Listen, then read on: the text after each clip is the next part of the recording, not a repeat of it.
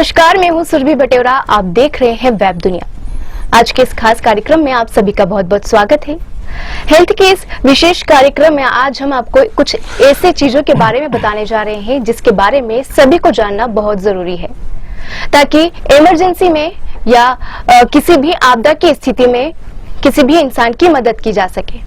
इसमें अधिक जानकारी के लिए आज हमारे साथ स्टूडियो में मौजूद है डॉक्टर अनिकेत सेन। सर, आपका बहुत बहुत स्वागत है। धन्यवाद, मैं आपका बहुत बहुत।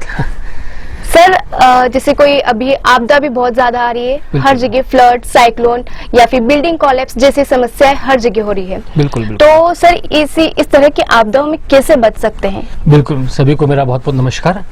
और बहुत ही अच्छा विषय आज आपके चैनल के माध्यम से दर्शकों तक पहुंच रहा है। और बहुत दिनों से मेरी इच्छा थी कि इस तरह की बातें, क्योंकि हम बहुत सारी बातें करते हैं, कभी एंटरटेनमेंट को लेके, कभी पॉलिटिक्स को लेके, हम तो बातें हमेशा हर चैनल्स में हम करते रहते हैं, परंतु कभी डिजास्टर मैनेजमेंट को लेके, हेल्थ मैनेजमेंट को लेके अगर बातें हों तो मैं ये समझूंगा कि बहुत ही अच्छा इनिशिएटिव आपके द्वारा लिया गया है। कहीं ना कहीं ये इनिशिएटिव हमारे दर्शकों के लिए भी बहुत लाभान्वित करेगा उनको, और उनके ज्ञान में जरूर वृद्धि करेगा। जैसे कि आपने बहुत सारी आपदाओं का यहाँ नाम लिया, तो मैं एक आपको संक्षेप में थोड़ा आपदा प्रबंधन की जानकारी देना चाहूंगा कि आपदा प्रबंधन एक नया विषय नहीं है, ये बहुत पुराना विषय है। आपदाएं सारे विश्व में हर समय कहीं ना कहीं कोई ना कोई आपदा आती रहती है। जैसे अभी हमारी रिसेंटली जैविक आपदा मतलब बायोलॉजिकल डिजास्टर चल रहा है, जो कोरोना महामारी और पैंडेमिक के रूप में हमारे सामने दिख रहा है। तो आपदाएं आती रहेंगी। आपदाओं को हम दो भागों में बांट सकते हैं। पहला है प्राकृतिक आपदाएं और दूसरी है मानव निर्मित आपदाएं। प्राकृतिक आपदाओं में जैसा कि आपने अभी दो चार नाम लिए हैं, जैसे भूकंप हो गया, बाढ़ हो गया, तूफान हो गया, लैंडस्लाइड हो गया, ऐसे कई प्रकार की मौसमी और अन्य प्रकार की आपदाएं, जियोलॉजिकल, मेट्रोलॉजिकल, हैजार्डियस आपदाएं बहुत सारी आती हैं। और कुछ मानव निर्मित आपदाएं जैसे एक्सीडेंट्स हो गए, rail accident, air accident, sea accident, fire disaster, building collapse, nuclear, chemical, biological disaster, इस तरह की सारी चीजें मानव निर्मित आपदाओं में हम उनको उस श्रेणी में रख सकते हैं। सर, अगर अब पिछले कुछ सालों को देखा जाए तो प्राकृतिक आपदाएं लगातार बढ़ती जा रही हैं, जिसमें एक अर्थक्वेक, भूकंप भी बहुत बड़ी समस्या है, जिसमें कई बार लोग मलबे के नीचे से 2-2 महीने बाद भी निकलते हैं, 2-2 दिन बाद तक निकलते हैं। बिल्कुल सही बात है। ऐसे में उन लोग की किस तरीके से मदद की जा सकती है इस समय में? बिल्कुल, एक बहुत अच्छा विषय आपने छेड़ा है, भूकंप। और भूकंप, देखिए, डिजास्टर्स जो आपदाएं होती है पूरी तरह अनप्रेडिक्टेबल होती है। हालांकि अब जो आधुनिक विज्ञान है उनकी सहायता से हम साइक्लोन की, हैवी रेन की भविष्यवाणी कर सकते हैं, परंतु एक ऐसी आपदा आज भी हमारे सामने है जिसकी कोई भविष्यवाणी कभी भी नहीं की जा सकती है। दावे बहुत किए जाते हैं, कई बार कुछ ज्योतिषी गणनाओं से या और कई वैज्ञानिक मॉडल के आधार पर दावे होते हैं कि भैया भूकंप आने का हम भविष्यवाणी कर सकते हैं, या कभी कभी वो दावे कई बार तुक्के भी लग जाते हैं, पर एक पर्टिकुलर वे में हम भूकंप की कोई भविष्यवाणी नहीं कर सकते हैं। तो भूकंप एक ऐसी आपदा है जो अनप्रेडिक्टेबल है, पूरी तरह से जो है उसके बारे में हमें पता नहीं होता, सडन मिसफॉर्च्यून हो जाता है। तो इसी प्रकार की कंडीशन से बचने के लिए हमें हमेशा तत्पर रहना चाहिए। इसके लिए मैं थोड़ी जानकारी आप लोगों को देना चाहूंगा कि भूकंप के लिहाज से, अर्थक्वेक के लिहाज से हमारे पूरे देश को 5 भागों में बांटा गया है, जिसमें अलग अलग 5 जोन्स में उसको हमने डिवाइड किया है। Zone 1, zone 2, zone 3, zone 4 and zone 5। Zone 1 में बहुत कम संवेदनशीलता, मतलब भूकंप के लिए ज्यादा संवेदनशील नहीं है वो स्थान, इसलिए उसको जोन 1 में रखा गया। और जोन 5 में उन स्थानों को रखा गया है जो भूकंप के प्रति बहुत संवेदनशील है। पर अब आप बोलोगे कि हमने ये किस तरह से बांटा है, तो ये भूगर्भीय वैज्ञानिकों के द्वारा, जियोलॉजिकल साइंटिस्ट के द्वारा बहुत सारे पास्ट डाटा को अध्ययन करने के बाद में इन स्थानों को चिन्हित किया गया है जो भूकंप के प्रति संवेदनशीलता को ज्यादा देते हैं। तो जोन, हम जिस शहर में हम बैठे हैं इंदौर, और जिस राज्य में बैठे हैं मध्य प्रदेश में, उसके 2 जिले भूकंप की संवेदनशीलता के माध्यम से संवेदनशील है, जिनको जोन 3 में बांटा गया है। जोन 3 में ये इंदौर और जबलपुर 2 जिले रखे गए हैं, जिसमें यह संभावना हो सकती है कि भविष्य में यदि कभी भूकंप आता है, टेक्टोनिक प्लेट्स में जो परिवर्तन होने के कारण, जिनको इंडो यूरेशियन प्लेट्स बोला जाता है, और उनमें बहुत ज्यादा भूगर्भीय हलचलें होती रहती है समय समय पर, तो उनके रिएक्शन के कारण, उनमें हलचल के कारण अगर कोई भूकंप आता है तो इंदौर, जबलपुर या मध्य प्रदेश का रीजन की बात करें तो 6 रिएक्टर तक का भूकंप यहाँ पर आ सकता है। जो बहुत संवेदनशील भी नहीं है और कम संवेदनशील नहीं, पर मॉडरेट कंडीशन का हम उसे अर्थक्वेक बोल सकते हैं। तो ऐसी कंडीशन में हमें उस तरह की तैयारी होना बहुत जरूरी है।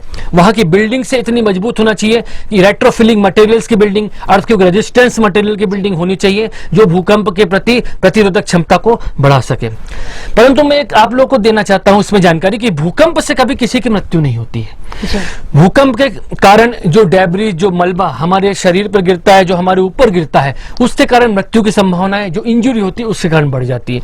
यदि भूकंप आने पर हम सही समय पर इवैक्यूएट कर जाए, हम सही तरह से बाहर निकल जाए, खुले मैदान में चले जाएं, तो हमें भूकंप से कोई नुकसान नहीं होता है। पर भूकंप के समय हम लोग क्या करते हैं, कई बार लिफ्ट का प्रयोग कर लेते हैं, कई बार जो इलेक्ट्रिक स्विच को हम लोग ऑन कर देते हैं, कई बार हम भगदड़ की स्थिति पैदा हो जाती है और केओस की स्थिति निर्माण हो जाती है, जिसके कारण बहुत सारे भूकंप के कारण मृत्यु हो जाती है। तो इस स्थिति से बचने के लिए प्रॉपर तरीके से प्रशिक्षण देना जरूरी है, डिजास्टर प्रिपेयर्डनेस प्लानिंग होना जरूरी है, जिससे हम प्रॉपर प्रशिक्षण देके लोगों के कैपेसिटी को बिल्डअप करके उनकी क्षमता का संवर्धित करके उन्हें उसका ज्ञान सही तरीके से दे सके। इसका मैं एक उदाहरण आपको जापान का देना चाहूंगा, क्योंकि जापान एक ऐसा देश है जो पूरे वर्ल्ड में मोस्ट डिजास्टर्स कंट्री के रूप में पहचाना जाता है। परंतु जापान ने इतना डिजास्टर होने के बाद भी अपने विकास दर को बहुत आगे रखा है। वहां पर हम देखते हैं बुलेट ट्रेनें चलती है, बहुत हाई स्पीड ट्रेनें चलती हैं, इतना पूरा जाल बिछा हुआ है, फिर भी भूकंप आता है, सुनामी आती है, साइक्लोन्स आते हैं, मानव निर्मित आपदाएं भी होती है, तो भी वो देश कई देशों से कई गुना आगे है। क्योंकि ये इसका कारण ये है कि वहां पर आपदा प्रबंधन, डिजास्टर मैनेजमेंट को अपने अंदर आत्मसात कर लिया है। वहां पर सभी लोगों का डिजास्टर मैनेजमेंट का प्रशिक्षण रेगुलर इंटरवल में दिया जाता है। यहां तक कि स्कूल के बच्चों को भी प्रेयर के बाद में मॉक ड्रिल करवा के डिजास्टर मैनेजमेंट का प्रशिक्षण दिया जाता है, जिससे उस आपदा के प्रति वो हमेशा तैयार रहे, मानसिक रूप से तैयार रहे। तो भूकंप के समय हमें प्रशिक्षण तैयारियां बहुत आवश्यक होती है। सर, ऐसी स्थिति में क्या करना चाहिए? घर के अंदर रहना चाहिए या वहां से हाथों हाथ बाहर निकल जाना चाहिए? इसके देखिए, अगर भूकंप आना हमें पता नहीं कब आएगा, कैसा आएगा, किस स्थिति में आएगा, तो हमें यह प्रयास करना है कि अगर हम घर में हैं और यदि भूकंप आ रहा है तो हमारे किसी पलंग या मेज के नीचे हमें अपने आप को सुरक्षित रख लेना चाहिए। क्योंकि जो मलबा है, जो घर का अगर गिरने की संभावना भी रहेगी, घर के गिरने की संभावना रहेगी, तो आपके सिर पर डायरेक्ट वो मलबा नहीं गिरेगा, वो किसी मेज की सहायता से रुक जाएगा, किसी पलंग की सहायता से वो मलबा रुक जाएगा। तो ज्यादा से ज्यादा आपके हाथ पैरों में इंजरी होगी, परंतु सिर आपका बच जाएगा, क्योंकि सिर, हमारा जो सिर है बहुत इंपॉर्टेंट ऑर्गन होता है। अगर इसमें किसी प्रकार की कोई इंजरी होती है तो सारा शरीर इससे प्रभावित हो जाता है। दूसरी स्थिति, अगर घर की चौखट आपकी है तो चौखट के बाजू में आप खड़े होकर उससे बच सकते हैं। अगर भूकंप से बचना है तो 3 नियमों का पालन करना है: झुको, ढको और बचो।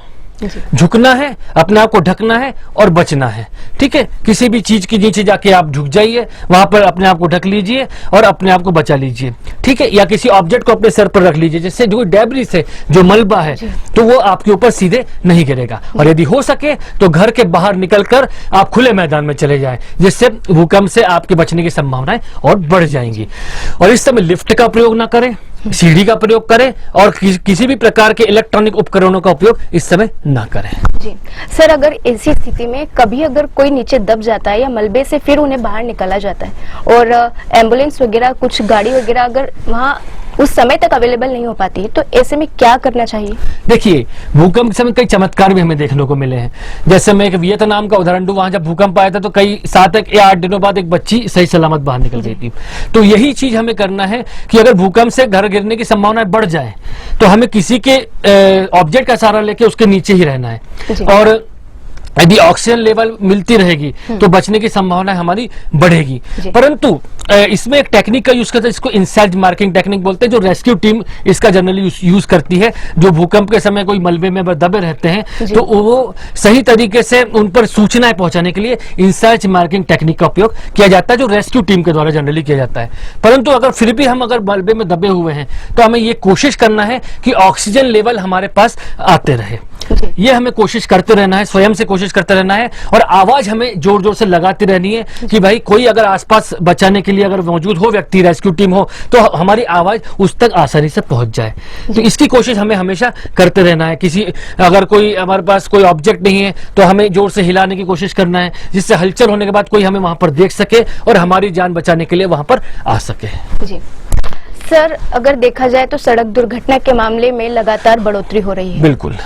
अगर ऐसे में किसी व्यक्ति की दुर्घटना हो जाती है तो वो क्या करे और जो आसपास मौजूद लोग हैं उन्हें क्या करना चाहिए सबसे पहले? बिल्कुल, बहुत इंपॉर्टेंट प्रश्न है। और सड़क दुर्घटना एक बहुत बड़ी डिजास्टर्स के रूप में आज हमारे बीच में है। बड़ी बड़ी सड़क दुर्घटना, चाहे एयर एक्सीडेंट बोले, हम रेलवे एक्सीडेंट बोले या रोड एक्सीडेंट बोले, उसमें सबसे ज्यादा जो परेशानी होती है वो गति की परेशानी होती है, क्योंकि आजकल हर व्यक्ति अपनी गाड़ी को तेजी के साथ चलाना चाहता है और कम समय में जल्दी पहुंचना चाहता है। वेब दुनिया की सभी से अपील है कि भीड़ भाड़ से बचे, मास्क पहने व सैनिटाइजर का इस्तेमाल करें, साथ ही सोशल डिस्टेंसिंग का पूरा पालन करें।